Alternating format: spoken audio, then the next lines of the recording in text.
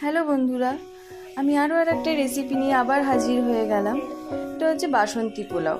বাসন্তী পোলাও জানোই তো সবাই, গোবিন্দভোগ চাল লাগে। এই গোবিন্দভোগ চালটাকে আমি ভালো করে ধুয়ে রেডি করে নিয়েছি। চালটাকে একটু ভালো করে ধুয়ে নিতে হবে। চালটাকে আমি ভালো করে ধুয়ে রেডি করে নিলাম। তারপরে কাজু, কিশমিশ যা যা লাগে, এলাচ, দারচিনি, তেজপাতা সবই আমি রেডি করে নিয়েছি। রেডি, নুন, চিনি, হলুদ সব রেডি করে নিয়েছি। চালটাকে ধুয়ে আমি ঝরাতে দিয়ে দিয়েছি। চালটা ভালো করে জলটাকে ঝরিয়ে নিতে হবে। এরপরে কড়াইতে আমি ঘি, তার সঙ্গে সাদা তেল অ্যাড করেছি। গরম হয়ে গেলে ফোড়নে যা যা লাগে দিয়ে দিলাম। কাজু কিশমিশটাও আমি হালকা ভেজে নিলাম।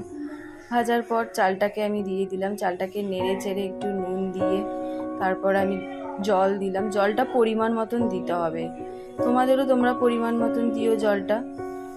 তারপর নেড়ে চেড়ে একটুখানি ঢাকা দিয়ে রেখেছিলাম। ঢাকা দেওয়ার পর আবার খুলে দেখলাম হালকা হালকা সেদ্ধ হয়ে গেছে। তার মধ্যে নুন, মিষ্টি আবার অ্যাড করে দিলাম। খুব ভালো চালটা আমার হয়ে গেল ভালো করে। তারপরে লঙ্কা চিড়ে দিলাম। লঙ্কাটা অ্যাড করার পর আমার রেডি বাসন্তী পোলাও। তার সঙ্গে চিলি চিকেন করেছিলাম।